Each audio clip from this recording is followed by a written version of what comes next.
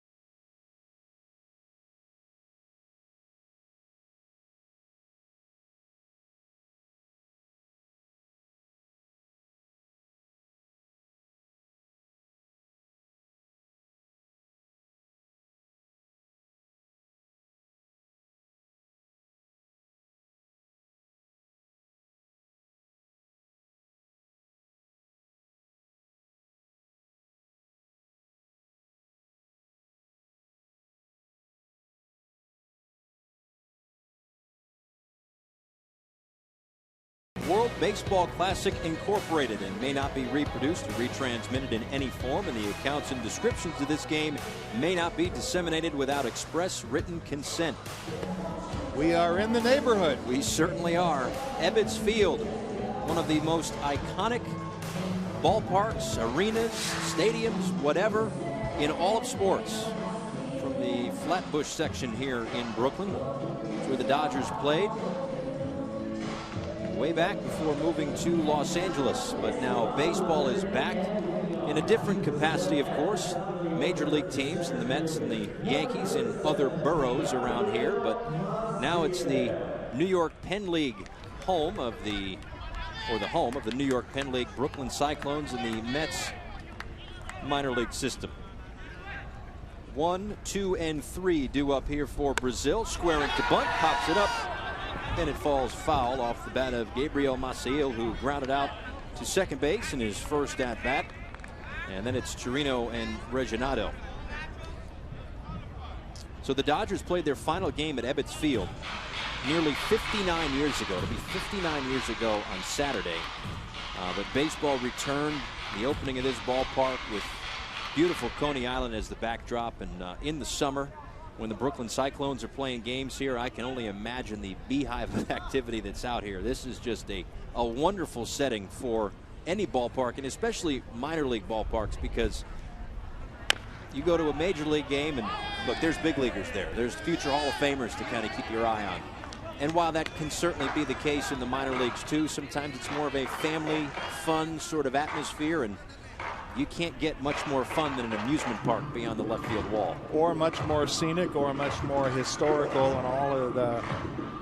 and all of that family atmosphere, and kind of a neat way to introduce kids, especially now, like me, who have short attention spans.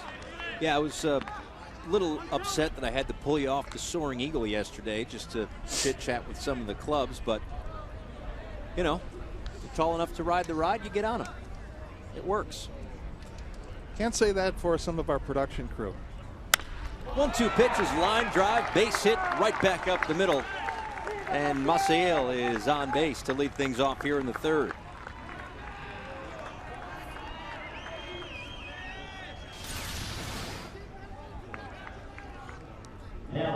Talk talking about the bat speed of Team Brazil and watching them hit yesterday, and Maciel hitting with that bat kind of wrapped around himself a little bit, but he got it out there.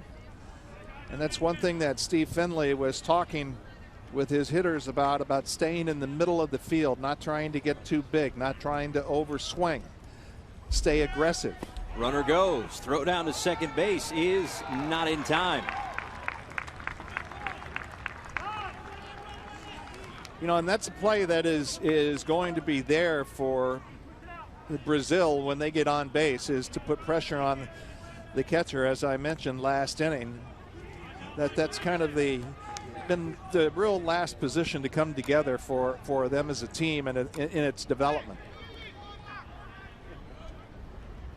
Runner in scoring position for Chirino, who is a native of Cuba. You see a couple of stutter steps before the ball is up and out.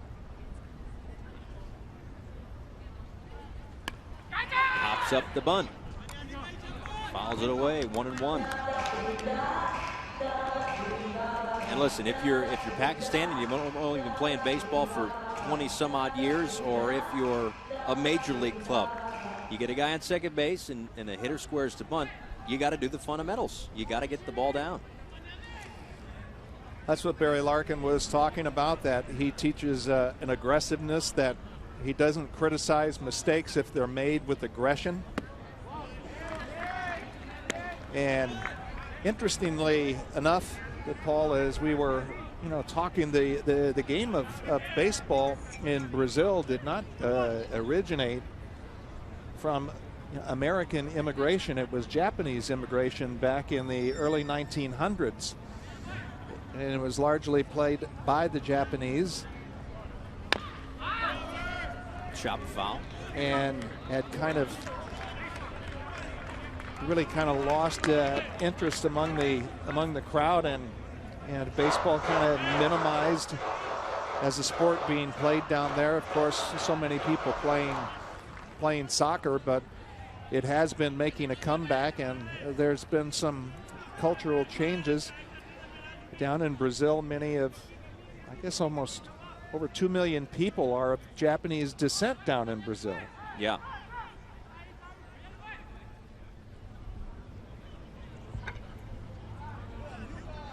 Two coming to Chirino as Kahn holds for a while up the middle. Nice play at second base to keep it on the infield. Dug out of the dirt at first.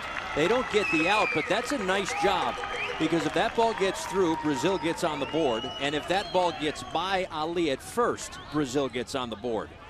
So now we'll take another look at this replay here. It'll still be first and third and nobody out. Well, most importantly, no run in. I was going to say, you're right. The best play made at first base to stop that ball right there. He goes to stretch out for it and then sees that it's wide. And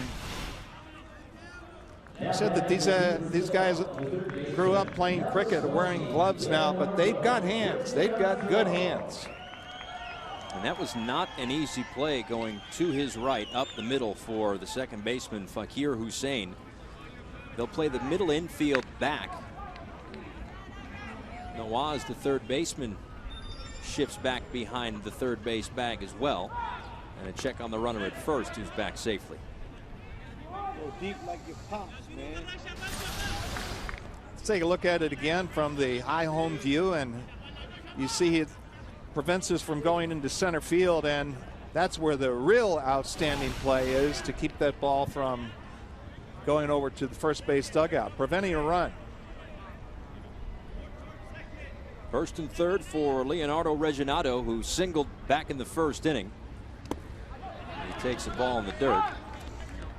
You can't realize how difficult that it is and how long it takes to incorporate a country per se that has not played baseball and has not had that type of proper instruction, the nuances or whatever. In football, you could take a year off and you can have straight line running speed and tackling fundamentals. But in baseball, it is completely different, from the way the ball gets to you, the speed, the different changes, the hand-eye coordination of taking a round ball around bat and trying to hit it square. counterintuitive. This one on the ground towards short. A run will score, and taken out at second base. But thankfully, Hussein gets up. That was a hard slide. Safe at first on the back end of the turn.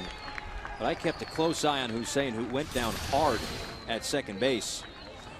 Well, that was another, see, just a little slow with the pivot and a little awkward with the pivot at second, but the first baseman, Ali, has that play down. I mean, that's amazing.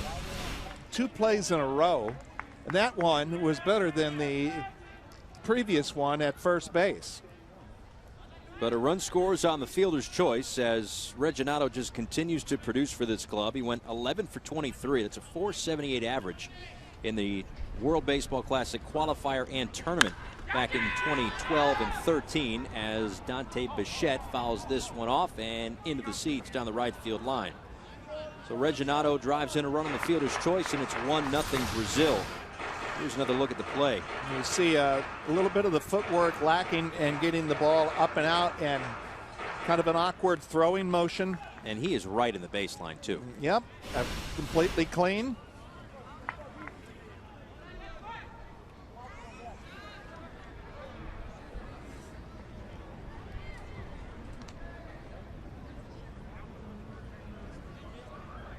The 0-1-2 Bichette fouls that one off again, and he's down on the count. No balls and 2 strikes. Struck out back in the first to end it.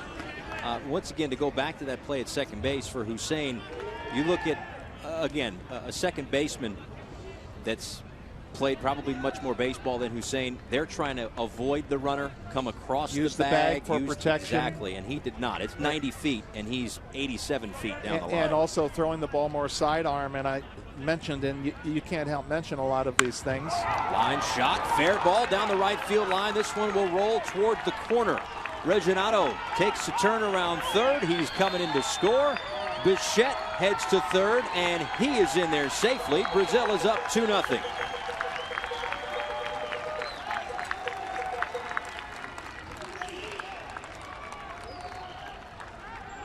So an RBI triple for Dante Bichette. Well, that's not the first time a Bichette has hit a triple, and again, one of the nuances of the ballpark, when it does go into the corners, when it goes off the backstop, it tends to kind of stick out there, so you have to really go a long way in your route. You're not going to get these hard caroms that you will in big league ballparks. There was another great short hop scoop on a throw from third base. I think because these guys are so used to that game and the ball being bounced, they've got that short hop scoop pretty well down. And they'll play the infield in with a runner on third and 1 out. And the pitch to Ronaldo Sato misses. The ball and no strikes. Sato struck out to lead things off back in the second, but up here with an RBI opportunity in the bottom of the third. A couple of runs in for Brazil, and they lead this one 2-0. That's a base hit through the left side, and Brazil has a 3-0 lead as Bichette comes in to score. Starting to see some of that bat speed I was talking about that Team Brazil is loaded with. As the pitcher Khan tiring a little bit, and the pitching coach coming out to give him a little bit of a breather.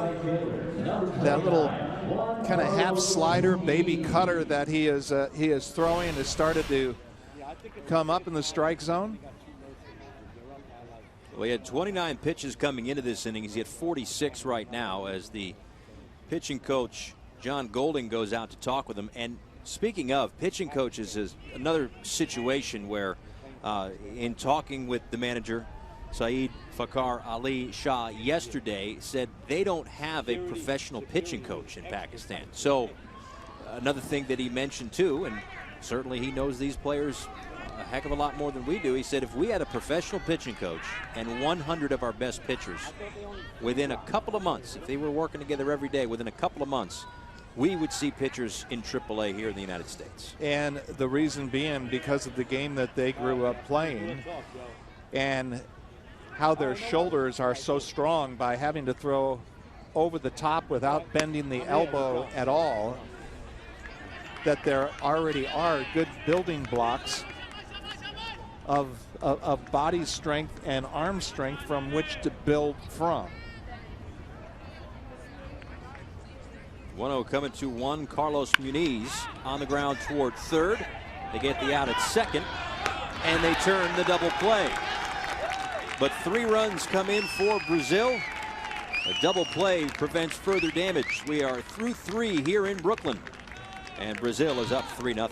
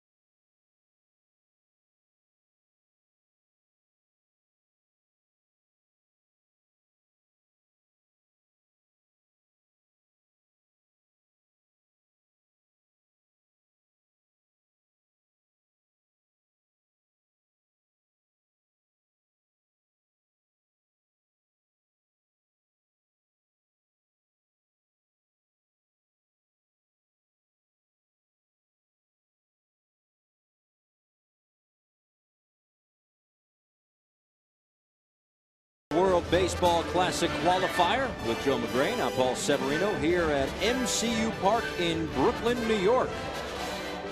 The Manhattan Bridge that connects Manhattan, believe it or not, and Brooklyn. There's also the Brooklyn Bridge, the iconic Brooklyn Bridge as well. So many bridges, so much beautiful architecture in this area as well. And then there's the water. That's always beautiful too. Here on the banks of the Atlantic Ocean on Coney Island in Brooklyn. Beautiful day, nice little breeze. You see that boat out there? Hi, sailor. And with a few extra days, even though the Farmer's Almanac, I guess would be, right? Who calls it summer and fall and whatnot, the seasons? Who invented the seasons? This one dug out over at first by Bichette. A nice play. I'm guessing, based on where we are, the Four Seasons did. You might be right. Yeah. Jama Shaid is retired. A nice play by Bo Bichette over to his brother. This is how the 4th inning gets started. It's a play that's probably happened in the backyard quite a few times. From one Bichette to another. Pick me up, bro. Thank you. Got him on the backhand.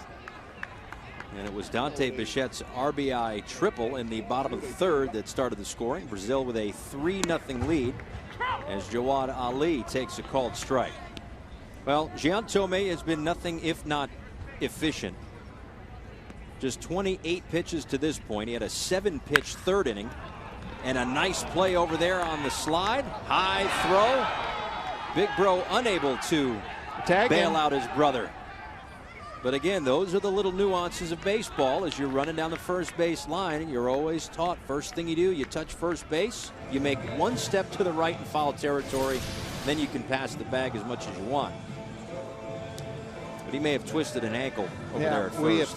We've seen this 3 times now out of Team Brazil. This time a great slide to the right. Yeah, twice out of the second baseman Hojo.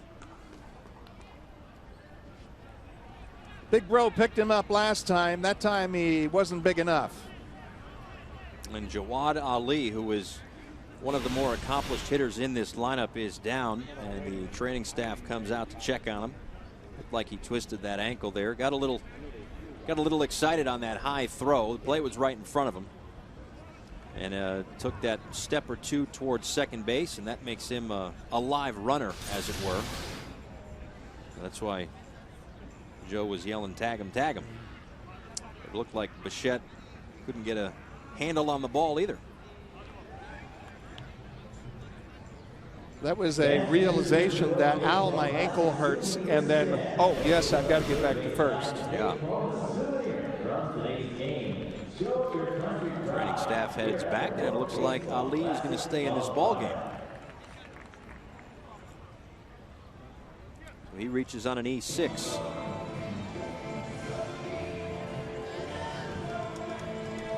You know, that one could have gone either way, because that was a nice play right there. Yep. Tough play to his left for Bo Bichette. And after the previous play to lead off the inning, a slow roller, threw it low. Dante Jr. able to dig it out. That one sailed on him a bit. So a runner on and one out, as Zubair Nawaz will come to the plate. You know, aside, Paulie, from a couple of errant throws, the glove work on both sides of the ball, both teams, has really been surprising to me in a good way. It's a strike to Nawaz. You hear it all the time in football. No matter the conditions, defense travels. Yep. So you can always play good defense,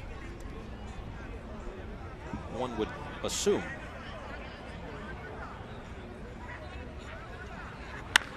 Ground ball up the middle. 1, 2. As Hojo turns it himself, they work around the error, and we are through 3.5. They call it a pitcher's best friend. It gets Tomei out of any further trouble here in the 4th inning, as Hojo's there, steps on the bag and completes the inning-ending double play.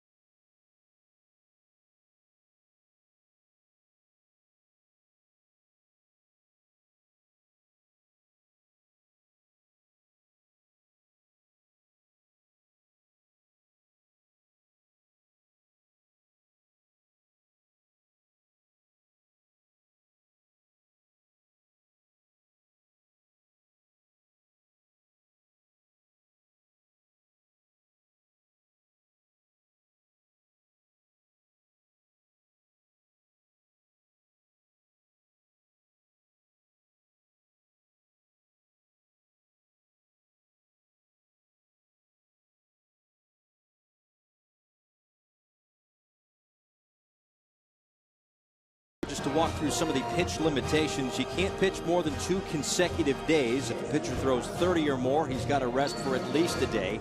50 or more has to rest for at least 4 days, which essentially means that they'd be done for this qualifying tournament. Can't throw more than 85 in a game unless you need to finish an at-bat. And the intentional walk pitches, if there are any, do not count toward that pitch total. We head to the bottom of the 4th. Brazil with a 3-0 lead as Bo Bichette, first pitch swinging, fouls this one off, and it's 0-1. I guess probably the easiest way to understand and explain all of those graphics there is you have to be very careful how you use your top couple of pitchers. One, to get to that championship game and to win it, and two is to not use them up. And all the more reason to, can't really, you know what I mean when I say to try to win. I mean, these guys are obviously trying to win, but absolutely. It puts the importance on winning your first 2 games to get day 3 off so that you can rest some pitchers. Ball and a strike to Bichette, and then it's Luis Camargo and Lucas Hojo here in the bottom of the 4th inning.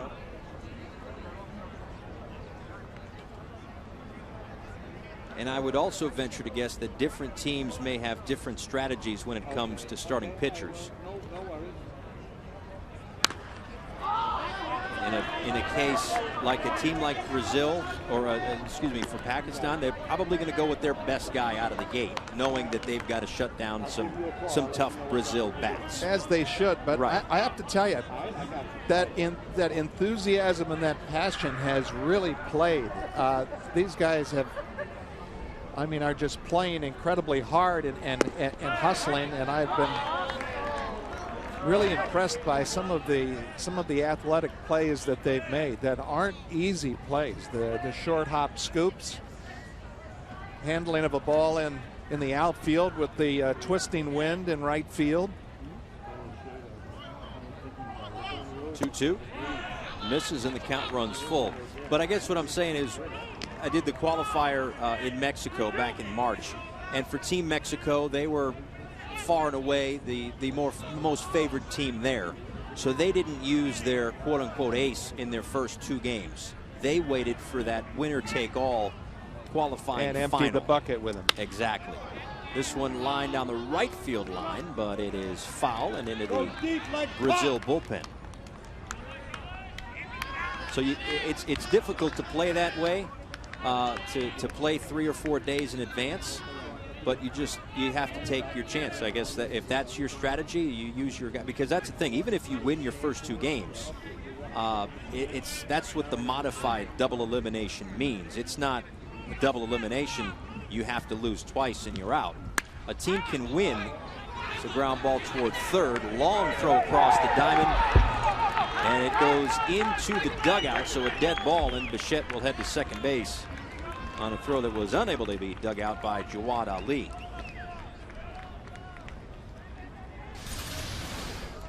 Well, no sooner did I mention it. We have a throw get away from the third baseman. Mentioned that all of these guys throw over the top. This first baseman has dug out 2 beautifully. That was another difficult one.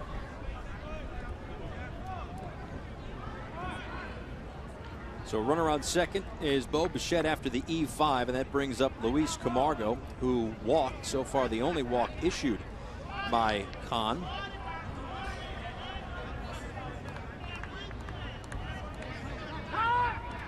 Time is called. So again, just to tie a bow on the modified double elimination, even if you win the first 2 days, you're essentially undefeated going into Sunday's qualifier final. But if you lose that day, you still lose. There's no, well, we only lost once. We can have 2 teams with 1 loss, but it's whoever wins on Sunday punches the ticket to Seoul, South Korea for the final spot in pool play in the World Baseball Classic, which begins in March.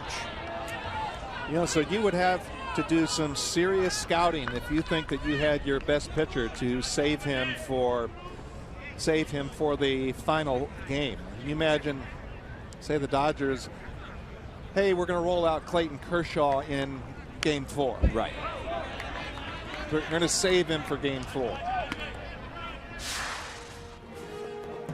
Here is a look at the bracket that we will see unfold and fill out over the next few days. Pakistan and Brazil rather right now. Great Britain and Brazil coming up later on today, 7 o'clock Eastern time. And then tomorrow another doubleheader. The two teams that lose today will face off. The loser of that game goes home. The two winners will also square off and get their chance to play on Sunday. And another elimination comes your way on Saturday evening.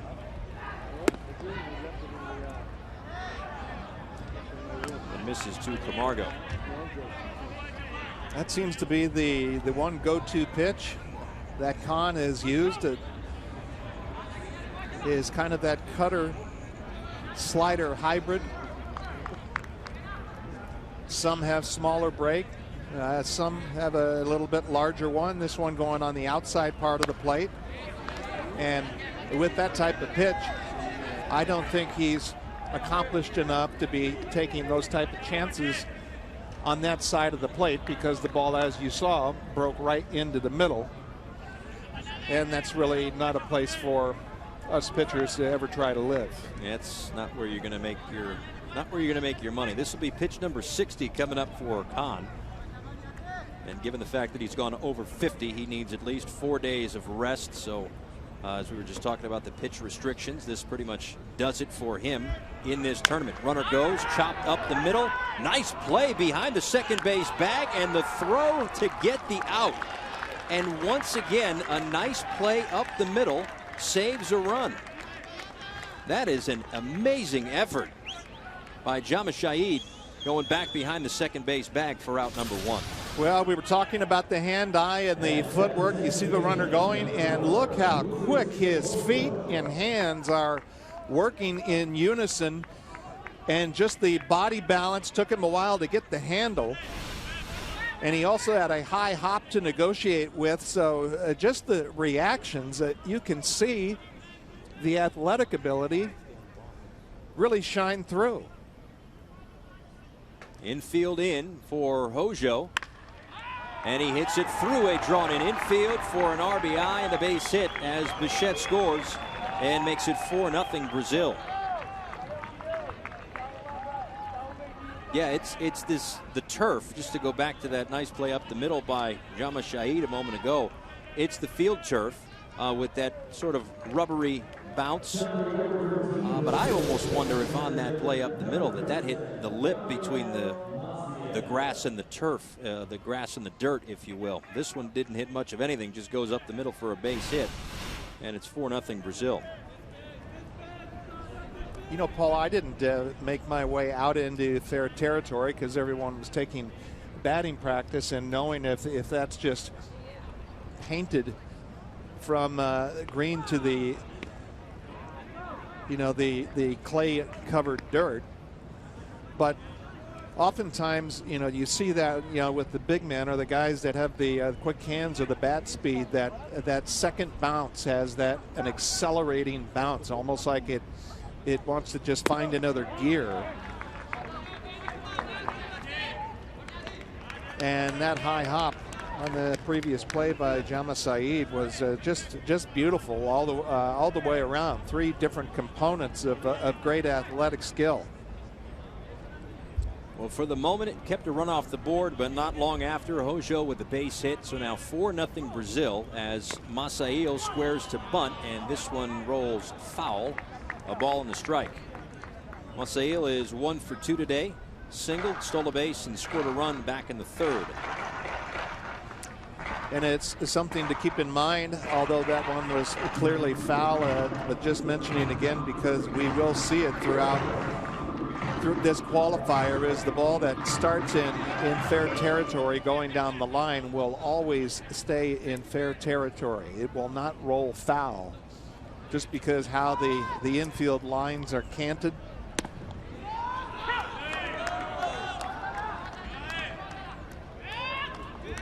Another interesting thing to point out with Maciel is that he is a switch hitter who's actually hit from the left side the last couple of, or from the right side rather, his last couple of trips to the plate. Don't often see that with a non-knuckleball pitcher. Line drive, center field, 2 away.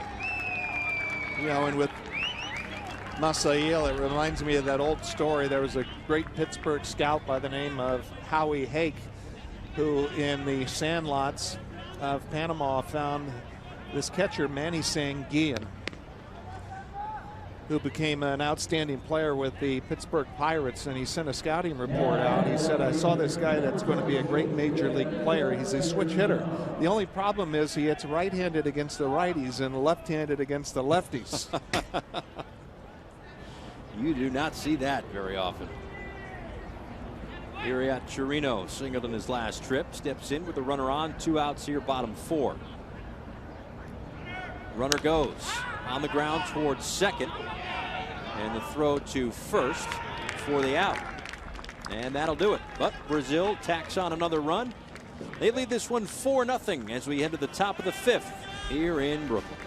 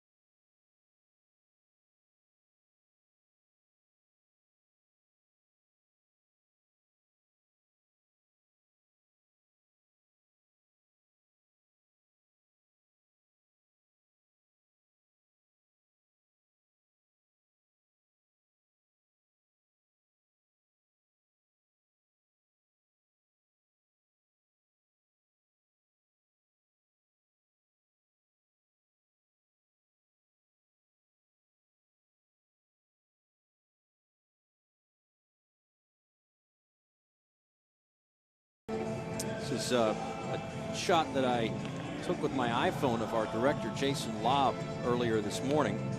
Fortunately for us, he is back in the truck, hoping to provide some terrific pictures. That must be a very buoyant kite. Sure is. Very aerodynamic. Back here at MCU Park in Brooklyn, New York, as we head to the top of the 5th inning. In a 4-0 game, Brazil has the lead. Our first game of a doubleheader on day 1. Great Britain and Israel coming up later on tonight. A swing and a miss by Fazal Ul Rahman, the left fielder who leads things off. He struck out back in the 2nd inning. He'll be followed by Burhan Johar and Ubaid Allah here in the 5th. That one in there for a called strike. Well, I said it last inning. I'll say it again. Gian Tomé has been nothing if not efficient. 0-2 pitch in there for a called strike 3. I mean, he has been attacking hitters, going right at him, getting the benefit of good defense behind him as well, but he has not toiled in many innings today. Yeah, that's what Barry Larkin had told me, that, and you know, oftentimes you hear someone say, hey, he's got command both sides of the plate. Yeah, right, I'll believe that when I see it. But he fills up the strike zone, and Barry is absolutely right on. He's done exactly that this afternoon with both of his pitches and a lot of first pitch strikes. This is Johar, who grounded out to end the 2nd. And again, with the pitch restrictions and the potential to play 4 straight days, if you can stay out of your bullpen, the longer the better. There's a play over to first from Bichette, 2 away. And you also saw Bo Bichette see, I got a second here. he kind of gathered himself before making the throw. Yeah, the two previous throws, one was low, one was high, and he wanted to take another little mini crow hop and just try to get his footwork. You see him shaking his head, thinking he's a little caught in between. The bad throws really are caused by bad footwork, and when that gets out of rhythm, that's why he took that extra little bit of time, just to be very fundamental in getting that ball over to first, and it was perfect. Ubaid Ullah grounded out back in the third inning. The 31-year-old sees an 0-1 and takes it for a called strike 2. And that's got to help a pitcher too. Speaking of Gian Tomé, is that if these guys are going to go out there swinging and you're throwing strikes and your defense is making plays, well, that's pretty much the recipe for a nice outing. Just as I say that, good timing. He uncorks the wild pitch. Or that was one of those, hey, my bad, sorry about that. I don't know where that came from. He was calling for a pitch up, and we got it.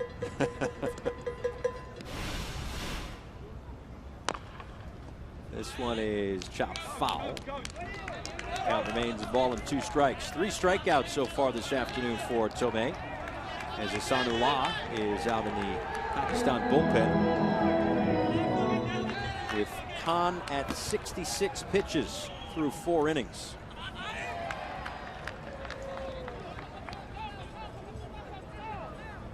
The 1-2 pitch, tapped foul, and unable to corral that one was Camargo, so the at-bat continues.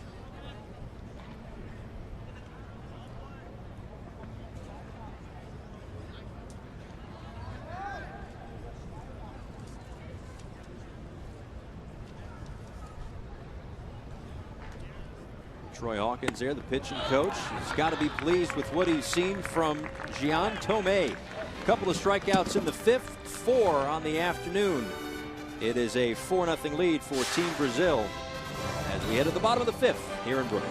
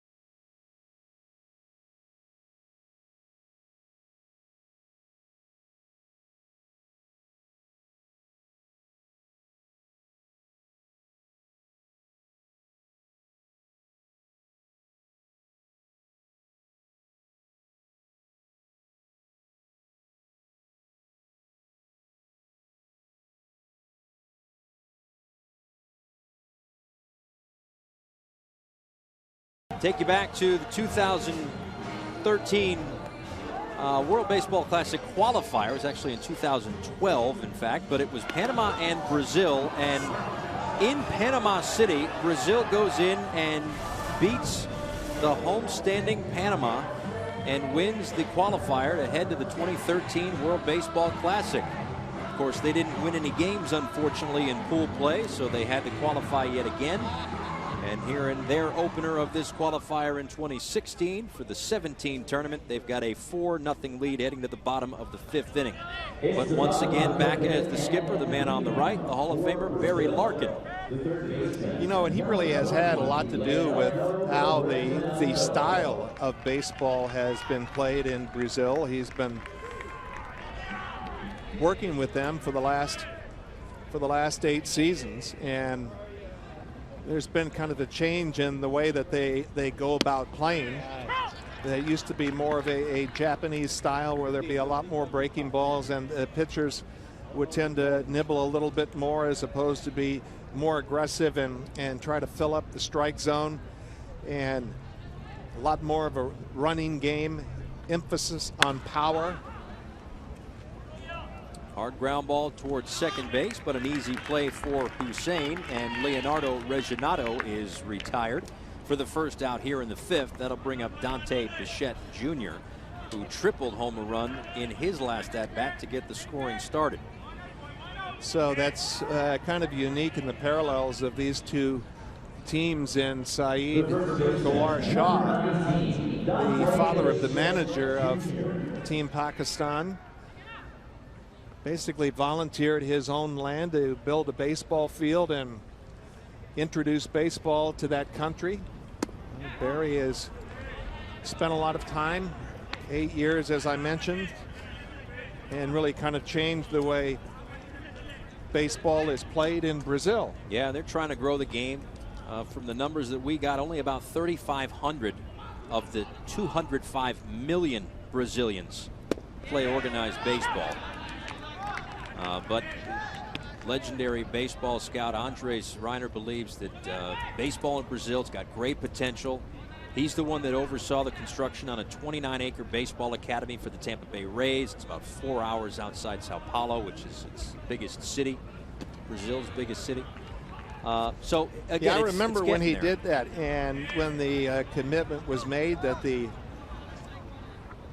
Rays would pay for the maintenance of the facilities, and he being a longtime legendary scout, seeing all of the athletic ability in Brazil, much in the same way as we've been talking earlier about that in Pakistan with cricket. Brazil largely soccer, and as we were talking about earlier. In 2012, Jan Gomes was the first Brazilian to make it to the major leagues. Jan Gomes, along with Paolo Orlando and Andre Rienzo, who's on this roster, were part of that roster a couple of years back, or 3 years back, I guess, at the time. They're playing the WBC. Hot shot towards second base and past the dive of Hussein. Second hit in as many at-bats for Dante Bichette. So after that strikeout in the first, an RBI triple, and then that base hit. So 2 hits this afternoon for Bichette. 1 on, 1 out here in the 5th. We've seen a couple of those sliders from Shaw start to get elevated. I wonder if they're close to making a move. The last couple of innings, the pitches have come up and towards the middle of the plate, and it looks like that's what happened. So it looks like his day is done after 73 pitches. Pakistan will go to the bullpen, try to work around this 1-out base runner here in the 5th. The pitching change in Brooklyn. We're back.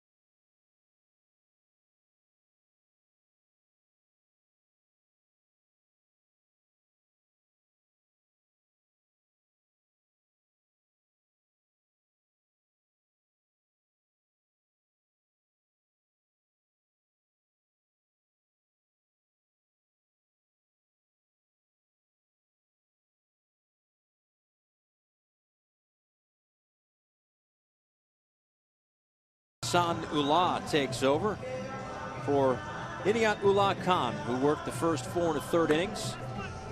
Battled. The 3 spot in the bottom of the 3rd certainly didn't help. But that's where most of the damage has been done for Brazil, as Ullah will try to limit any further damage here with Dante Bichette Jr. over there at first after his 1-out single. And with our meetings with the manager from Pakistan, manager Shaw, he said this pitcher had one of the better arms, one of the better velocity arms on his pitching staff.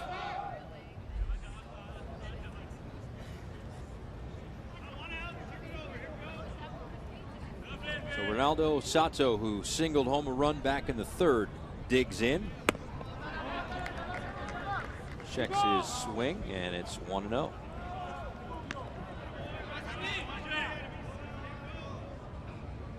Sato hit .478, 11 for 23, 4 RBIs, 5 runs scored in 6 WBC games in the qualifier and the tournament combined, and has another hit here this afternoon.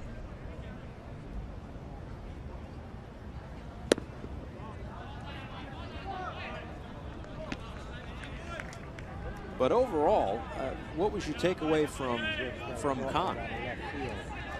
Yeah, I thought he had some nice building blocks. He made some very well located pitches with that little cutter slider, and he just got a little fatigue throwing, kind of a cluster of pitches in a short span of time, and going up against a team that has very good bat speed, and watching them really barrel up a lot of balls in their workout yesterday. It's usually that basic combination. When the pitches come up in the strike zone, the hitters are used to barreling it up. They start to get to you a little bit, but he did a pretty good job of controlling the game. It's just 4-0 with a lot left time, a lot more time. Tap foul, the count runs full. 3 balls and 2 strikes to Ronaldo Sato, the DH this afternoon for Brazil. In situations like this, you got 4 days. I'm sure there are scouting reports. I can't imagine that they're that in depth that an awful lot. So I would think that the hitters are at the disadvantage in situations like that, right? Yeah, when you really haven't seen a guy before, it takes you a couple of pitches, because we talk about what is effective velocity, what is deception, and manager Shaw said that this was one of his better pitchers and has good arm strength, and the fastball was in the low 80s, and that's a decent little breaking ball there. And sometimes hitters will go back and say, what's he got? And he says that ball is just absolutely on me in a hurry. And then you look up at the radar gun, and the speed does not correlate from what it feels like when you're up at the plate. And that's where we have been talking so much about effective velocity now these days with StatCats. One's in there for a called strike to Juan Carlos Muniz, who singled back in the 2nd inning but grounded into an inning-ending double play back in that 3-run 3rd. He bats with 2 outs here in the 5th. Runner goes. Throw down to second base is not in time. Knocked down by the shortstop, Jama Shaid. But advancing to second base with the 2nd steal of the day for Brazil is Dante Bichette Jr. They will run a lot. They'll continue to push the envelope and play an aggressive style of baseball.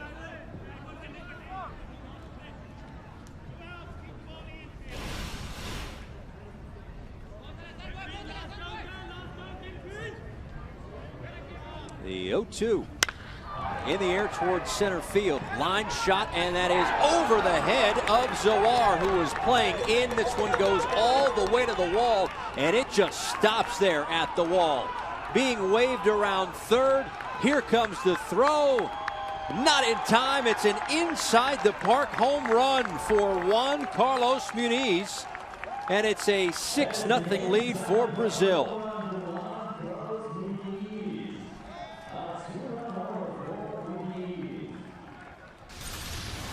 Well, how about that? We mentioned earlier that this ballpark can play some tricks on you with the swirling winds, and just a ball that was misjudged by Zoar. Incredible effort. But that ball goes all the way to the wall without any recoil. It just goes out there and sticks, and the right fielder had to run forever and a day just to get there. That'll bring up Bo Bichette, who takes in. And yesterday, we're down on the field as Brazil's taking batting practice. And Steve Finley, longtime major leaguer, has played as much outfield and as much center field as pretty much anybody. And when his guys, his Brazil hitters, were hitting line drives to center field, we heard him say, those are the ones I hated as a center fielder. The ones that are right at you and hit hard. And it probably didn't help that Zoar was a little bit in.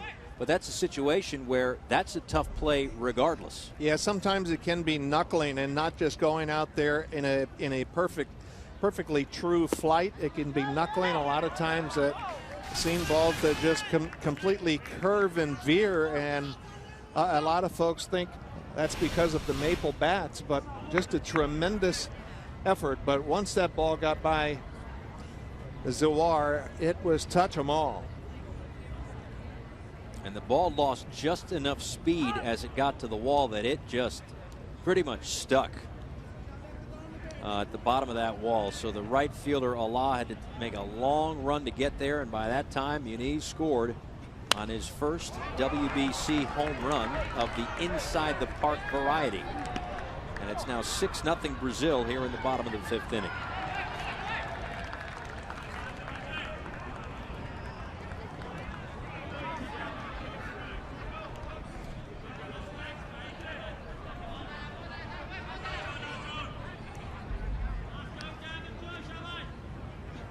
Up, been in, 2 balls and 2 strikes.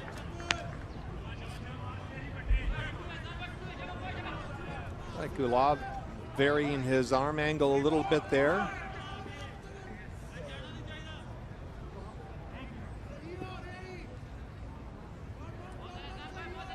Bichette had a nice abbreviated summer in 22 games in the Gulf Coast League rookie ball. 427, 4 homers, 36 RBIs. But here, a strikeout. And out number 3 in the inning. Couple of strikeouts in relief for Ihsan Ullah. The only problem is in between them. An inside the park home run for Juan Carlos Muniz. It's now a 6-0 lead for Brazil.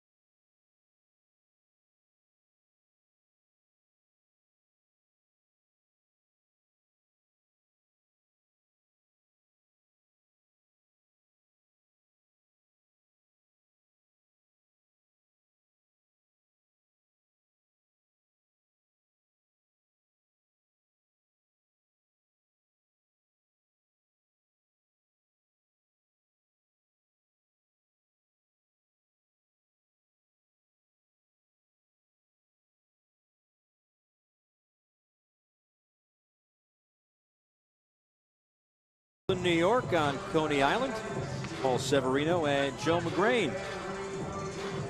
Look at that.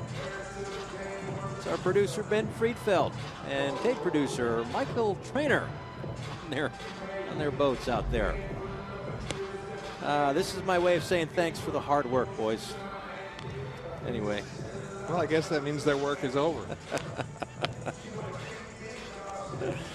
Plenty of hard work this afternoon for Gian Tomei, as he has worked 5 stellar innings to this point on just 44 pitches. He has been so good, so crisp, 4 strikeouts along the way, and now, thanks to 2 more runs in the bottom of the 5th inning, has a 6-0 lead to work with here in the opener of this World Baseball Classic qualifier in Brooklyn. Another game coming up later, Great Britain and Israel. And then tomorrow, the 2 teams that suffer losses today face off. The loser tomorrow goes home. The 2 winners face off tomorrow, and they will fight for a spot in Sunday's qualifying final. First pitch swinging for Bati, and he fouls that one away. Bati grounded out to short back in the 3rd inning. Yeah, that was our scouting report on Tomei, is that he was going to absolutely fill up the strike zone, and he's done exactly that in just great economical fashion. This one lined toward the right center field gap, and that will get down for extra bases as Bati takes a turn around second, and he will turn toward third. Here comes the relay throw, beats him by 20 feet, and there's one away. Well, you knew it was going to be extra bases, and I'm not sure if he thought he was satisfied with 2 or not, but it looked like he may have slowed down just a touch approaching second. And when the right fielder Muniz still didn't have the ball, he figured, all right, I'll try third. But a perfectly executed relay, and that's out number 1. Yeah, I wondered if that had something to do with him in his first at bat, kind of rolling his ankle. You see, he picks up the coach, and then fatigue just kind of sets in, and also the realization that, well, I made a little bit of a mistake there. Well, that's going to do it for Tomei. Very impressive in 5 1/3. Brazil goes to the bullpen. Back in a moment.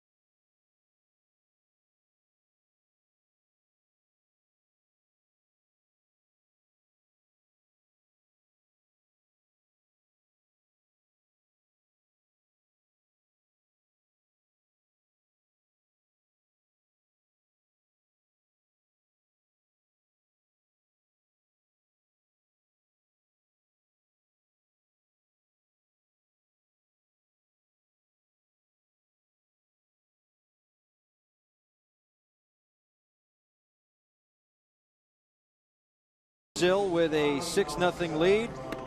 Yeah, what were you doing? It was a double into the right center field gap off the bat of Umer Imdad Bati. Had an easy 2, and now he's getting a little bit of a chat in the dugout. Had an easy 2 bases. Tried to stretch it to 3, and a well-executed relay for Brazil, and they had him by 15, 20 feet over at third. Yes, that is not a mistake. Eric Pardinho is 15 years old.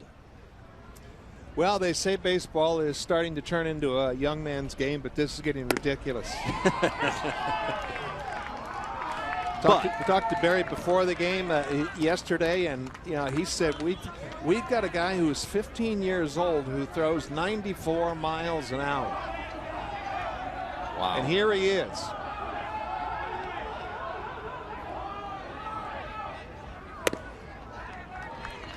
Certainly bringing it. A couple of pitches and a couple of strikes to Fakir Hussein, the second baseman, who doubled back in the third inning.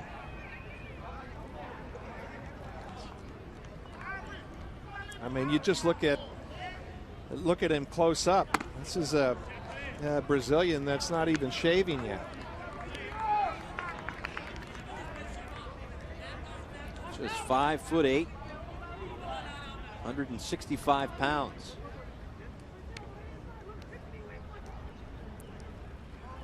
On the ground toward third, fair ball, and this one goes down the line. Around first and into second goes Hussein. He's in there safely with his second double of the afternoon. And he is aboard with one out here in the sixth.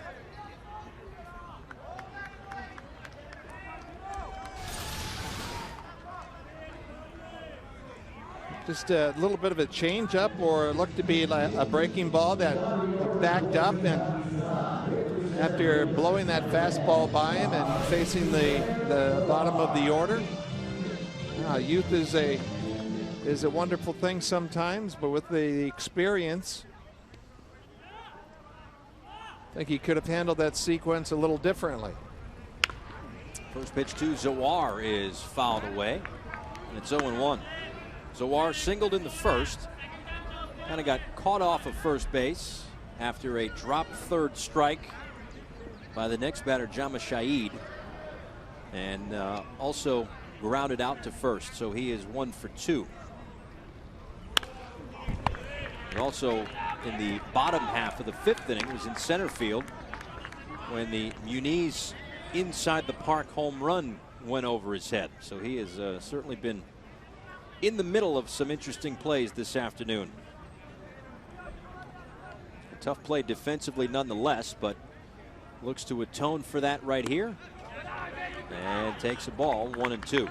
I'll tell you what's fun to just watch the arm action of Pardinho, and that he's 15 years of age, and the scouts try to project, where will this guy be in 3 years and in 5 years. You look at the arm action, and that is nice and loose and very natural.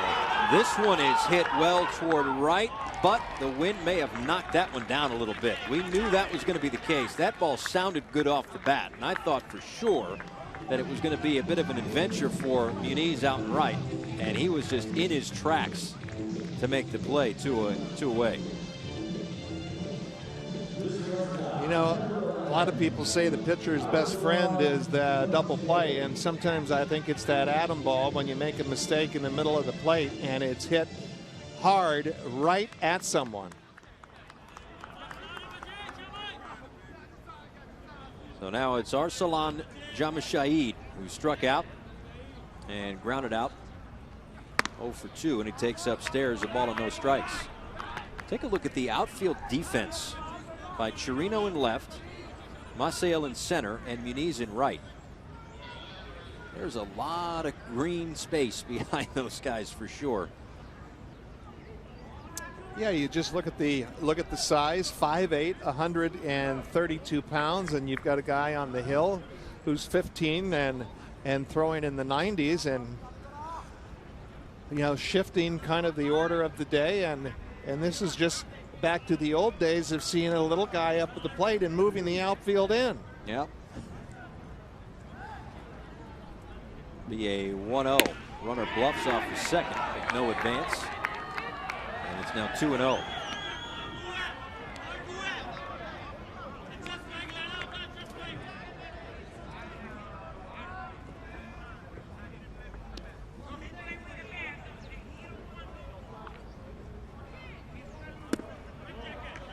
Oh, that's a good pitch right there. I don't know how that could be low on a guy that's 5'8", but you look at the team breakdown, players by age. A couple guys over, well, 4 guys over 40, and 19 under 6 under 19. You know.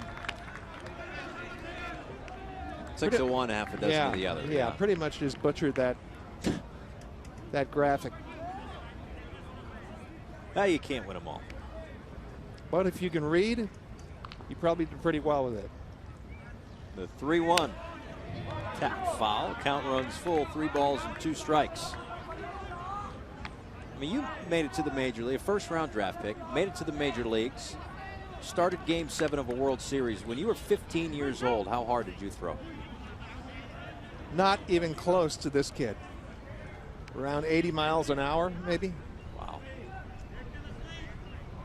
Payoff pitch coming to Jama Shaid. Runner goes. Fouled away. And he's also 5'8", so it's not like he's creating a lot of tremendous leverage and being 6'4", 6'5", and throwing the ball downhill and really creating that good down angle. It's a great loose, fast arm action where the ball just jumps out of his hand, and this is just a tremendous God-given ability. Once again, a 3-2 pitch, and he misses outside for ball 4. So the first real rally of the afternoon for Pakistan comes here in the 6th inning. As that is, in fact, just the first walk issued by Brazil pitchers, as Jean Tomé went 5 1/3, 3 hits, no walks, and he struck out 4. And then Pardinho issues the free pass here to Jama Shaid. Well, you can look at Pardinho and see that although being 15, he has some mound presence, some poise, some moxie. Barry did tell me that he is very green, and obviously he's 15 and still learning. Big swing by Jawad Ali. But if I was catching him, I would just let him turn the fastball loose at this point and not try to get too tricky and just bring the heat. The 0-1 to Ali gets the outside corner, and it's 0-2. See how easy that gas is? Talk about effortless, loose arm action. It just comes right out of the glove, and it is coming down the hill loaded for bear. 0-2 pitch. On the ground toward third, and a nice play. I don't know if it took a little weird spin on Reginatto, but he had to reach back to make the play. Steps on third, and Brazil works out of a jam here in the 6th. And they head to the home half with a 6-0 lead.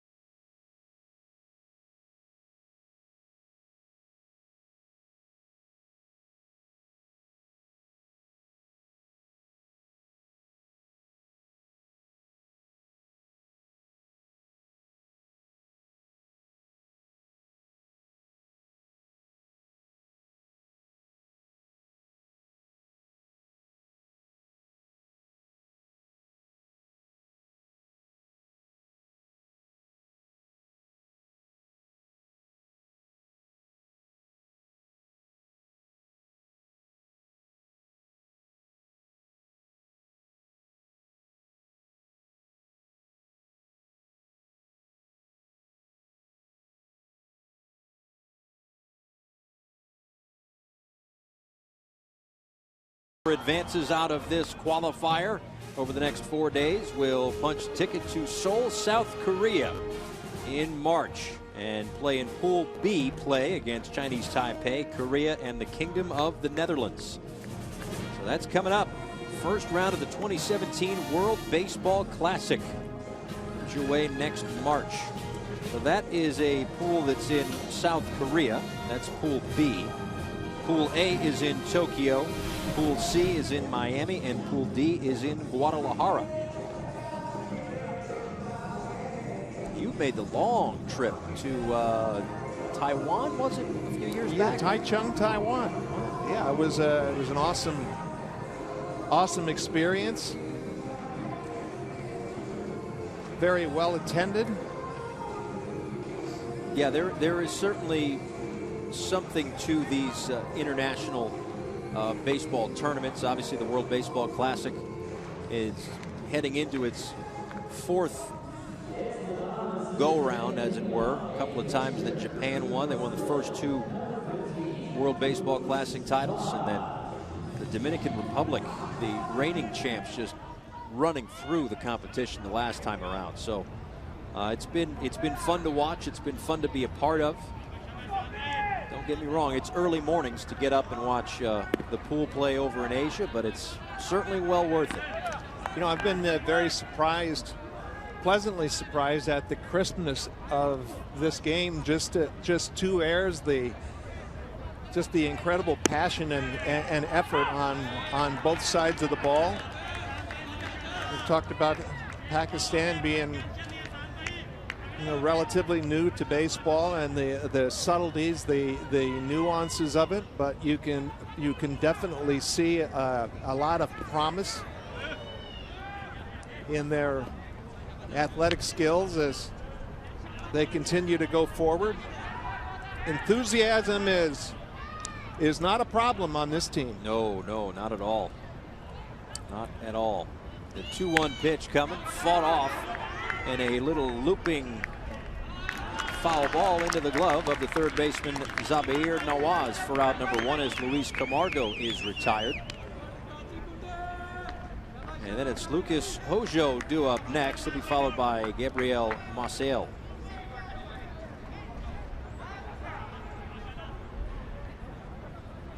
Yeah, for Pakistan, obviously there are a few different things that make it difficult for them to be considered a favorite. I'm not going to say compete, because they're going to come here and they're going to compete. But to be considered favorites, it's a little bit tough. I mean, you've got these other teams who have players. There are some Cuban natives on Team Brazil. There are some players who are born in the United States that are playing on other either qualifying teams or will be on different rosters come March. But for Pakistan, not one player born or raised in the United States. And that's not to say that there are not many people of Pakistani descent in the United States. Just here in Brooklyn, we found out yesterday, about 60,000 Pakistanis live here in this area. And, had it not been for work and school, perhaps there would be a much larger turnout. And when we were talking with the manager, Shah, yesterday, he said, well, if they changed the schedule a little bit and we had games on Saturday and Sunday, we'd have a huge turnout. I said, hey, you win your games, you'll be playing Saturday and Sunday. But it's all about that, and it really at the base of the World Baseball Classic, it's about growing the game worldwide. And I think that in that sense, it has done a tremendous job. Yeah, when you think about Team Pakistan has just been playing since 1992. This one on the ground. And over to first, 2 away.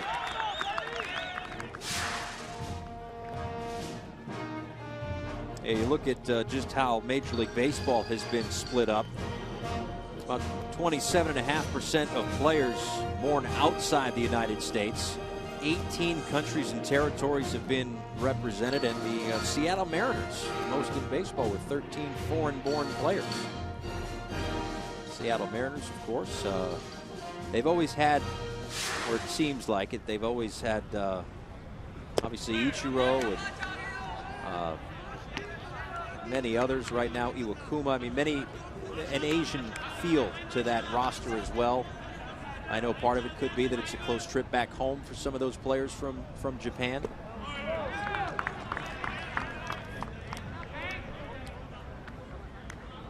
Shigetoshi Hasagawa going back a few years as well, so well represented. The entire globe well represented by the Seattle Mariners. Here comes the 2-0 pitch. Maciel takes low, and it's 3 balls and no strikes.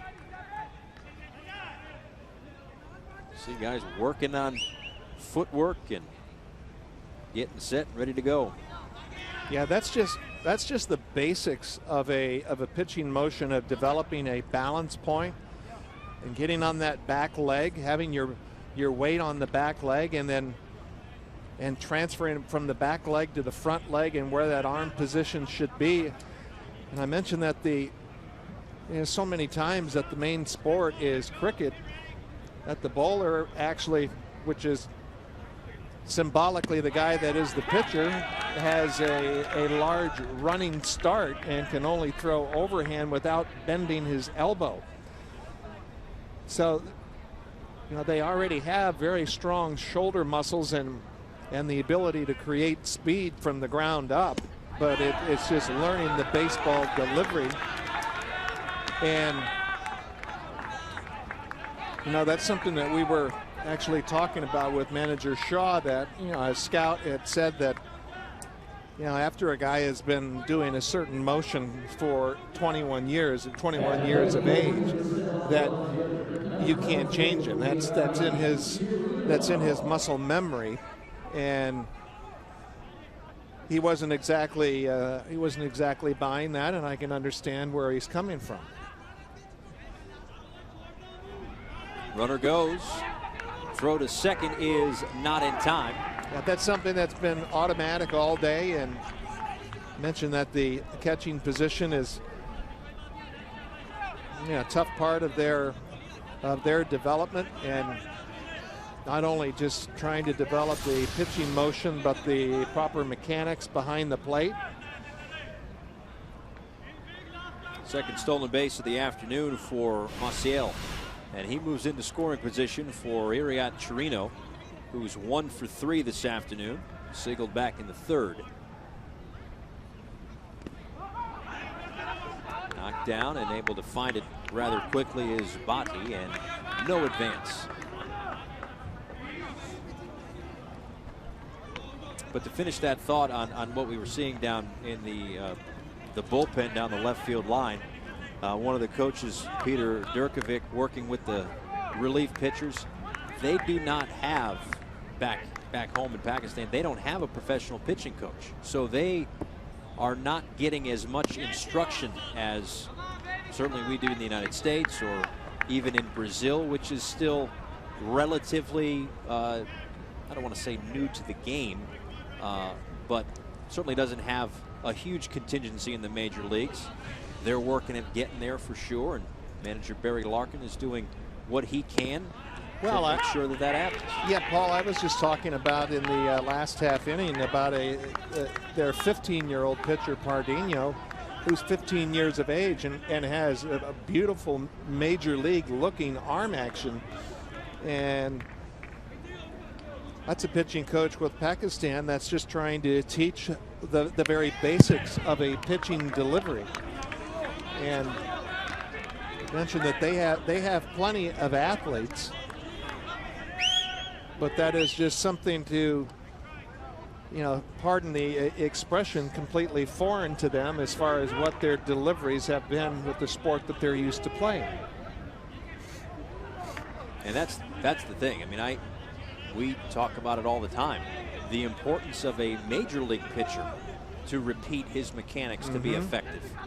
And this is a guy who's worked on those mechanics for years and years and years. A strikeout looking to end it. It is a 6-0 lead for Team Brazil as we head to the top of the 7th here in Brooklyn.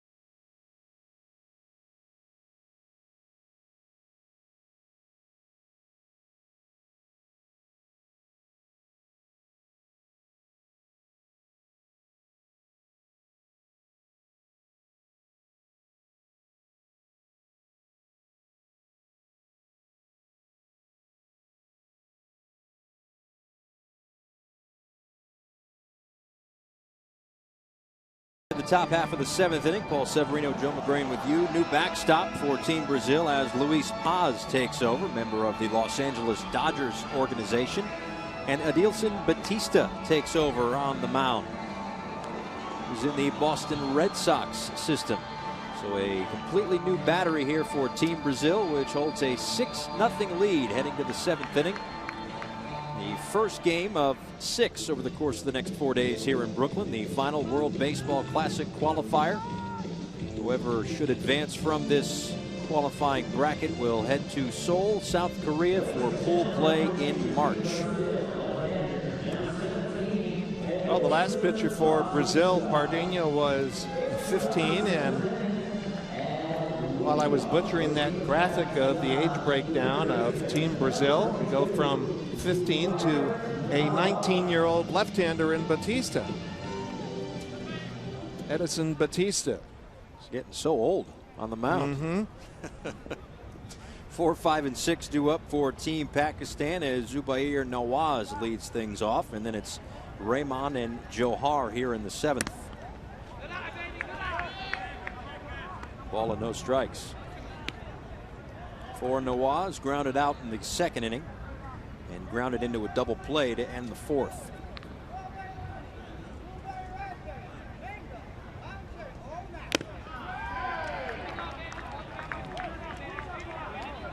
There are scouts for major league teams all over the globe. There's no question about it. But this is a situation, a tournament, whether it's the World Baseball Classic proper, as it were, or if it's one of these qualifiers where it's an awful lot easier to log on to the internet or whatever it may be, flip on the TV and see these guys. In a situation like Pardinho or Batista, these youngsters, there's going to be a lot of scouts' eyes on these young kids through this tournament. Boy, you're right, and you know, just as another example, 6-3 gets pulled off rather easily. I'd love to talk to the scout that, you know, discovered in Berlin, Germany, Max Kepler, who has just been tearing it up with the Minnesota Twins. Yeah, we actually, Germany was one of the 4 teams in the qualifier in Mexicali, where I was calling games back in March, and again, same sort of thing. The host country was Mexico. They're obviously a long, storied baseball history. And then you have a team like Germany. They don't play long seasons back home, but really impressed me. And, you know, that's the exact same thing here. And that's, as we talked about last half inning, that's really the point of the World Baseball Classic, is because it's great. And Team Pakistan, we asked them yesterday, you know, how much Major League Baseball are you guys watching? And they watch a ton of it. Big Yankee fans, Cub fans. That popularity is certainly global for those clubs. But to also see the international baseball feel and just how much different that is, like not better or worse, just different. But there's so much emotion with the teams, with the players, and certainly with the fans. And that sort of thing is infectious. You've seen it in Olympics. You've seen it in World Baseball Classics. So when you see that, that is one thing that really helps to water the seeds of baseball around the world. Boy, completely, and it permeates throughout the stands during the game, and the sense of national pride of their team, their athletes. And for these teams, you know, coming in from other countries, staying at the team hotel, baseball is all over the dial. And so that has to be a thrill for them to be able to watch Major League Baseball.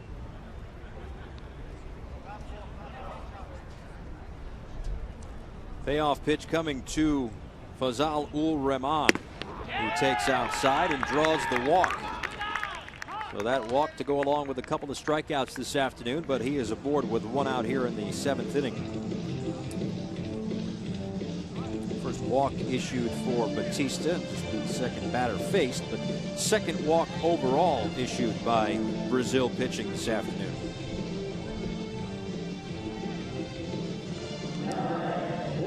For Batista in 2016 in the Dominican Summer League, Really improved on his 2015 numbers where he pitched at a 4.50 ERA, but in 2016 shrunk that down to 2.39 in 13 starts.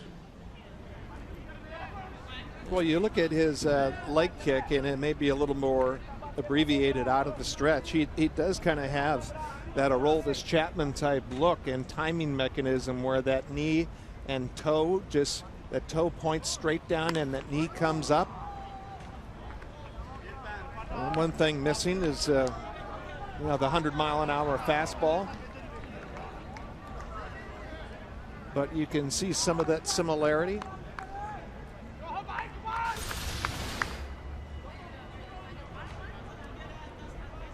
Looks kind of familiar, doesn't it? Absolutely. Very short lead off of first base. Chases that one, and it's 0-2. Yeah, for as much as we talk about young pitchers at various levels, but certainly in the major leagues, it seems like everybody throws 95, 98. And some people might say, yeah, 98 and 106, that's both pretty fast, but that is a whole other world at 104, 5, 6, where Aroldis Chapman's living. Well, you think about 95, and then you think about what a huge jump in the reaction time it is to put 5 more miles per hour on that fastball.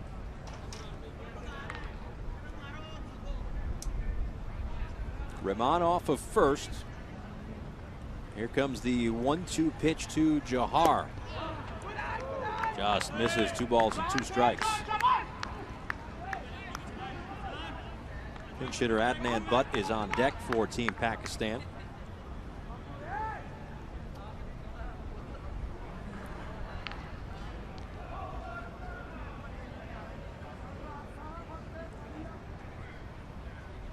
And the 2-2 is chopped foul to stay alive. Yeah, that pitch a much better delivery. Kind of just shortened his leg kick and really kind of sped things up, and his arm didn't drag. He was able to get it out in front.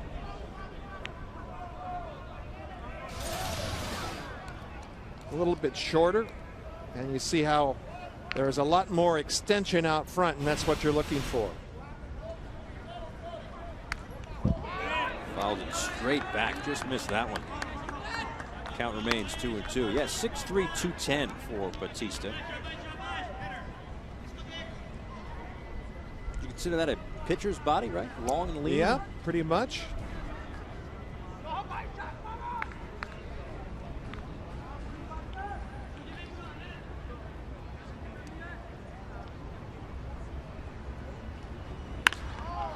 Fights that one off. Heck of an at bat here for Gohara. Yeah, scouts like to see pitchers a little over 6'2", 6'3" to 6'6".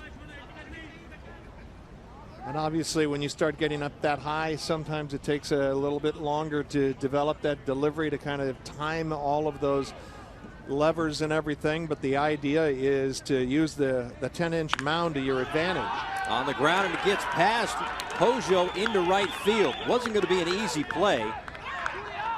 And now the ball trickles away, getting a little bit too aggressive, and now the throw to second is not in time. Well, the ball trickled away from second base, and Ramon, who was in there safely, what was that, 8 feet from a fielder, and a good heads up defense by Batista. He was Johnny on the spot over there at third, and he was covering the bag. I'm not sure where Ramon was headed. It's one of those difficult plays that you'd have to look at again to try to explain exactly what happened with this ball getting by the second baseman and the right fielder playing shallow. And that's where, you know, some of the subtleties and nuances that Team Pakistan is learning. May have gotten a break on the call at second base. But those base running instincts,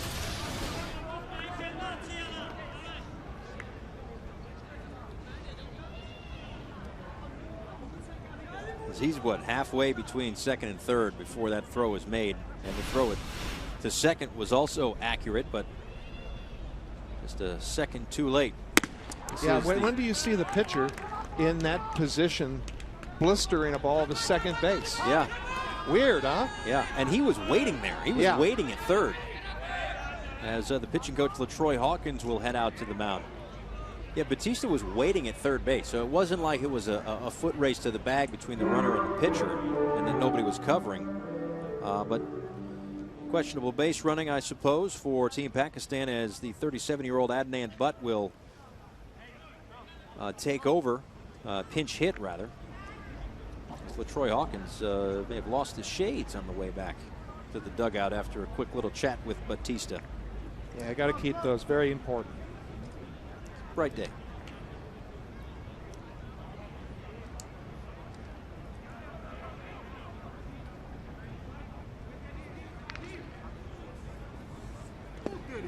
One in the dirt to the backstop. Well, our sources were right. That ball hits that backstop and it just dies back there. There is not a lot of bounce back off of that padding behind home plate.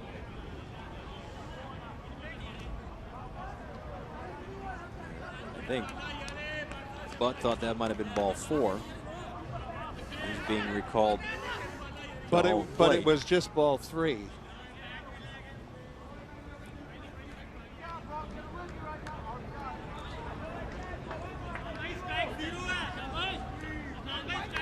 So it's officially ruled an error, by the way, on the second baseman.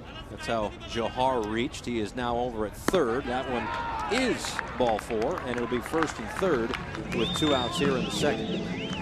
You know, Batista's had a couple of pitches that I mentioned where his delivery was good, and that is, you know, that's the challenge. Just a 19-year-old kid with the good arm that once he gets that on time where everything is releasing out front and just coming off the tips of his fingers, I guess kind of the image is like cracking the whip, the end of a bull whip, where you're consistently doing that and you have consistent direction and pattern with where the ball ends up at the plate. That's when he'll really take off, but the plate is bouncing around. Pinch hitter is Hiadat Ullah, who's pinch hitting for Bati, who was 1 for 2. Had a double and tried to stretch it to 3 and was thrown out over third.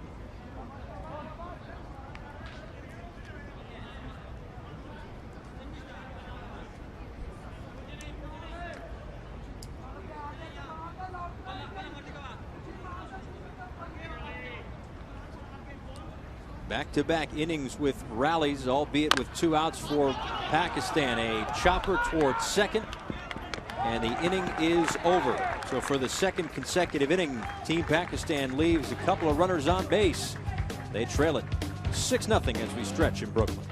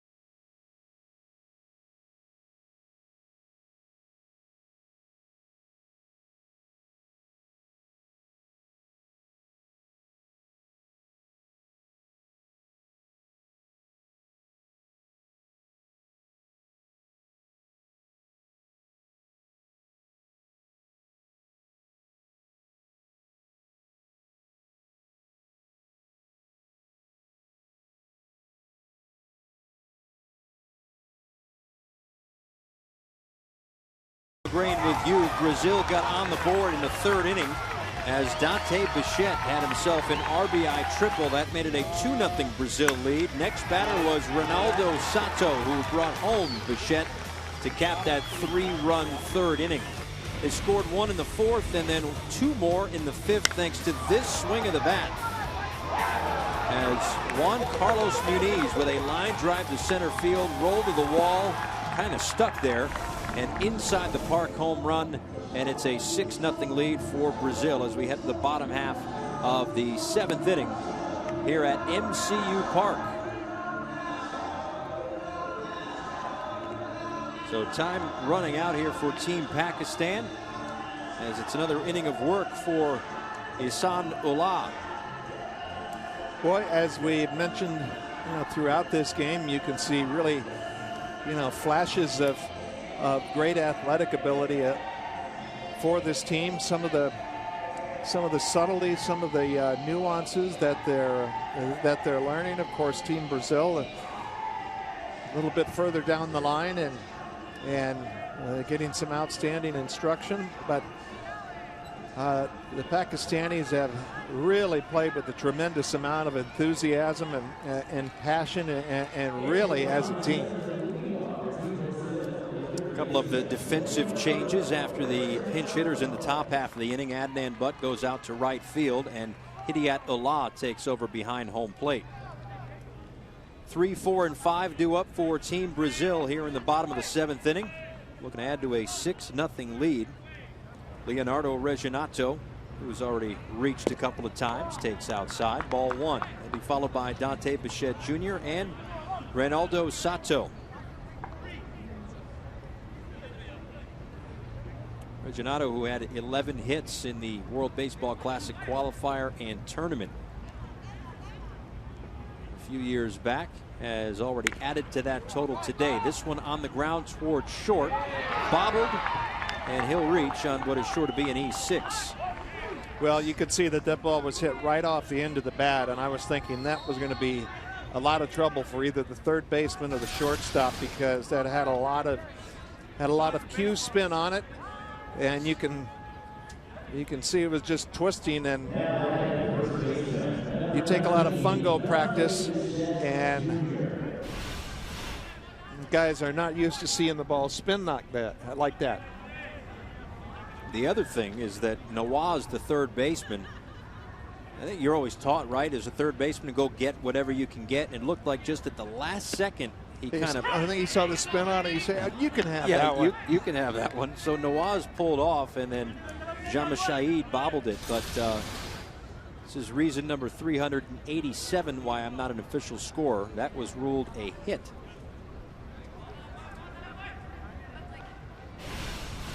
So perhaps taking into account the funky spin, not sure. But either way, however you score it, Brazil has a runner on to lead things off for one of their big bats, Dante Bichette Jr., who has come up with a couple of hits, one of which, as we just showed you, drove home a couple of runs back in the third. And he also added a single and a stolen base in the fifth. Well, you can see in Bichette's face, Junior looks just like his daddy. No doubt.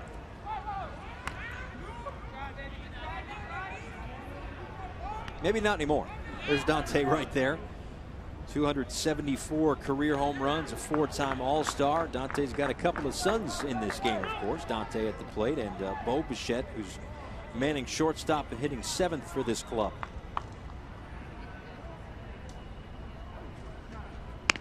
That got him good. So after the hit by pitch, 2 on, nobody out for Team Brazil. Take you back, there was certainly a lot of it. The damage done by Dante Bichette, just missed being a 300 career hitter, but boy did he just whack him around the yard at Coors Field. I just heard a little birdie tell me he's 1 for 2 against Joe McGrain with a double. Well, that was probably kept him in the yard. That probably involved one of those. I think he was the guy that really invented the style of the mini bat flip. It just dropped it right down there in the ground. So unique to him.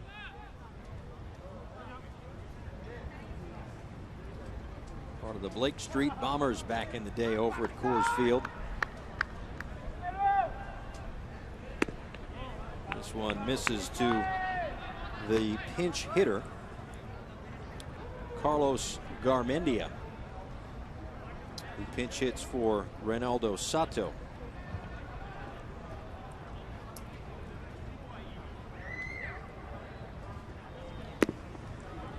Takes low, 2 balls and no strikes.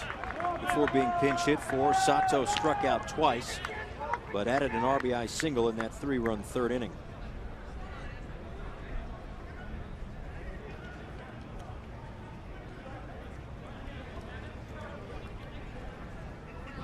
Seen both managers try to get as many guys in as possible. Just kind of get your feet wet a little bit, right? In a situation like this, just make sure everybody gets an at bat or whatever the case might be. Get a feel for it, maybe. Yeah, get a feel not only for the pitching, but for the dynamic of the field, the surface, the type of field that they have never played on before. Action in the bullpen for Team Pakistan as Asrar Ahmad is beginning to loosen up.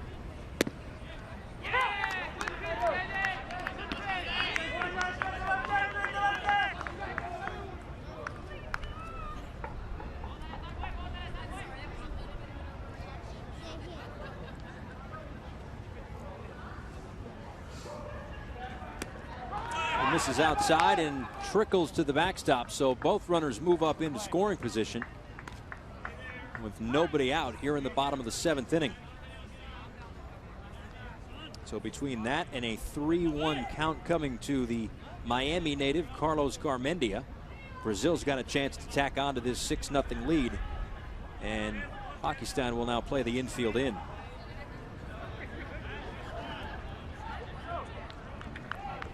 Please give my regards to Captain Stubing, Isaac, Julie, and Gopher, of course.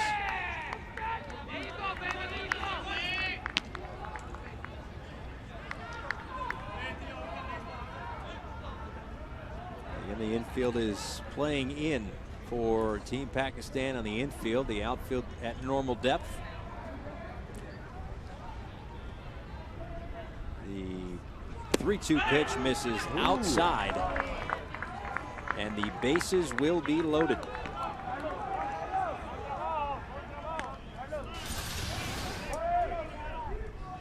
You're a pitcher, but you know that's pretty ball, close right? pitch. Well, it's one in an area where you're taught to throw it, but anytime you see that catcher just kind of move that glove back, it was just a touch outside, but you know that if you're living down in that area, you're going to be pretty successful, but that, of course, means when you're ahead of the count.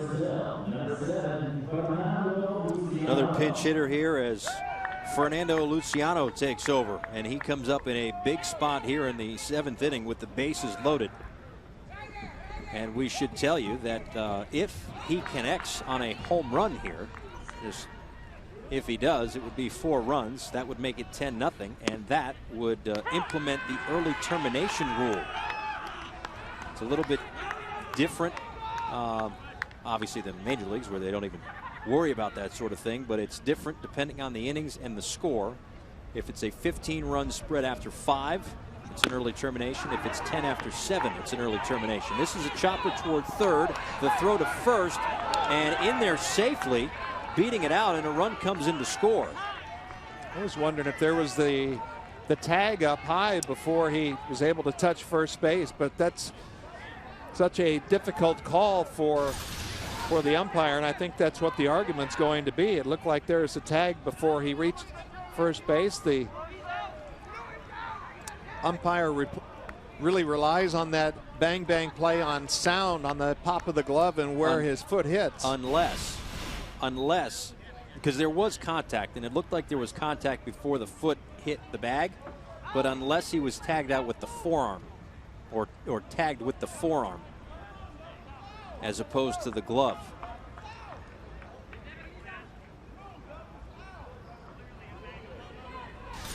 That might be Yep. what's in question. Well, that's what I was talking about. And you just here he said that he tagged him on the head, and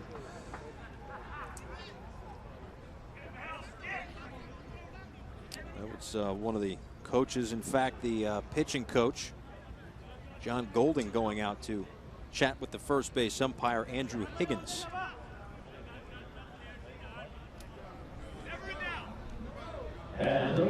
So, end of the day, bases still loaded, a run in, and it's now a 7-0 edge for Team Brazil.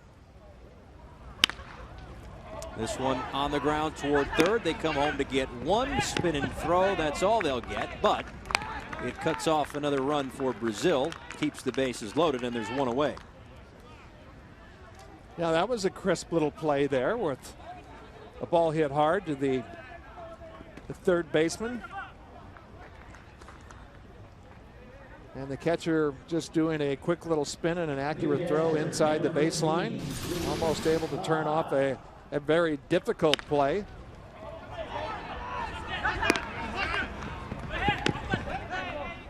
was nice and crisp. That one is fouled back. As Luis Paz bats here for Luis Camargo. It took over defensively behind the plate.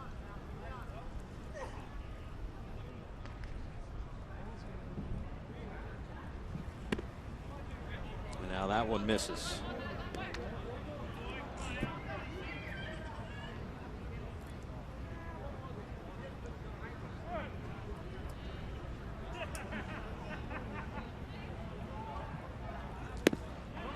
Oof. You're a pitcher, you are begging for these calls with the bases loaded and one out. You need them. He took a little bit off that one, and it was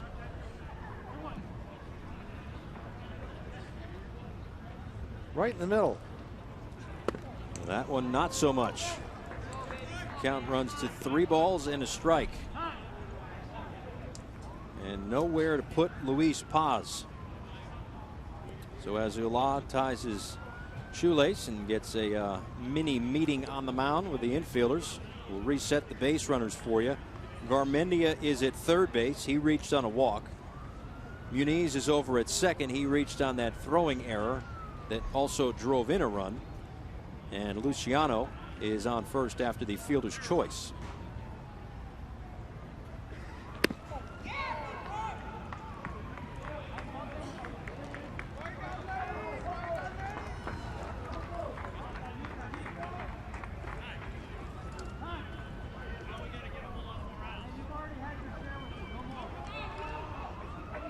Is there more arguing going on here? The batter walked and a run forced in. And a call to the bullpen. Sounded like a little bit of more arguing, but maybe I misheard. Not sure. Anyway, it's an 8-0 lead now for Team Brazil after a walk brings home another run. We are still in the bottom of the 7th, and they are still loaded. We're back in a moment.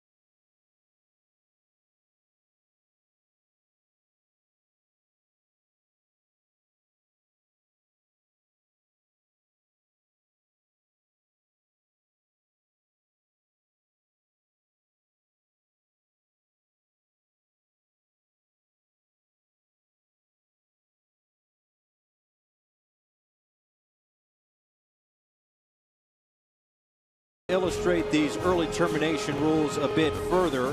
Team leading by 10 runs after 7 innings wins the game. Team leading by 15 runs after 5 innings, and they'll stop it, and that will end it. So that's kind of in play right now with the bases loaded and 1 out for Team Brazil as 2 runs have come in to score in the inning. A pitching change for Team Pakistan as Asrar Ahmad comes in out of the bullpen for Team Pakistan. Trying to keep this game going right now as Vitor Ito will be the pinch hitter for Lucas Hojo. It's been a wild inning. There hasn't been much contact. There's been some errors. There's been some walks. There's been a couple of runs scored. And Brazil has a chance to, if they can score a couple of more runs in this inning, end it early.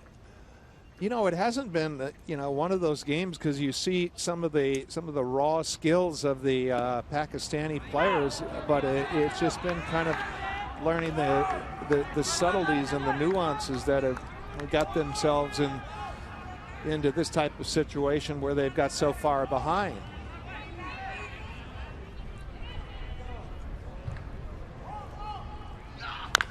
This one on the ground towards first, throws to second for 1, late at first, and the 9th run comes in to score. A little bit of an indecision over there at first base by Ali, I think. Yeah, and again, that was pretty much making my point. Just these guys are playing for this game to continue. A hard hit ball that he's playing right at the bag. It's just not used to instinctively throwing to the plate and doing the 3-2-3. So they try it's a 3-6-3, and with that indecision in between it. And that's kind of what I was talking about, is the instinctive part of it, where baseball being a game of repetition to where you can react. And as Yogi Berra said, you can't think and play at the same time. That's a good point.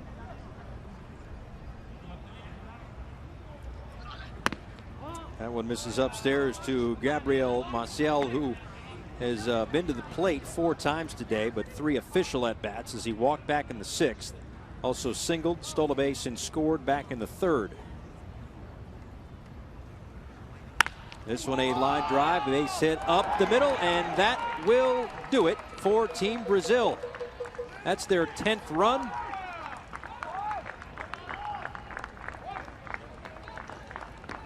And for all intents and purposes,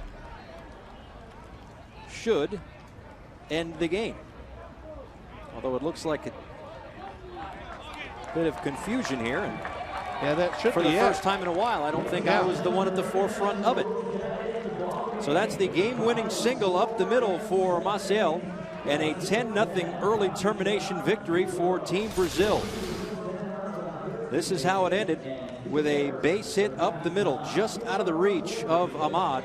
Up the middle, and in comes the run to win it for Brazil. Well, we saw the great bat speed, the way the Brazilians can absolutely turn it loose, and actually a lot to really like in the way that the Pakistanis go about it. They played with tremendous teamwork and emotion, and just some of those little subtleties and nuances that, without having the benefit of a lot of repetition, really kind of led to their undoing in the game. But what they did go up against was, I think, one of the real strong teams in this pool, maybe the strongest. No question about it. So Barry Larkin and Team Brazil pick up the victory and early termination 10-0 win. Later tonight, don't miss Great Britain and Israel as they go head-to-head in their first game of this qualifier.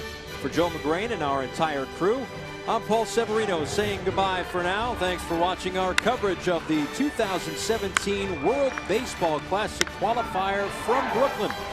We'll see you later tonight.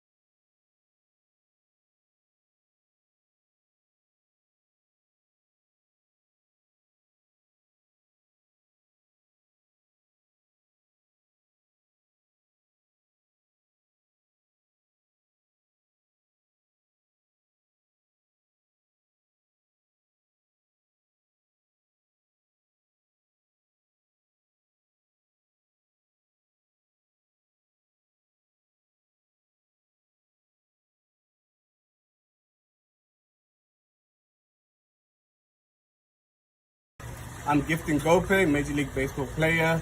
Please support international baseball by subscribing to CBO TV.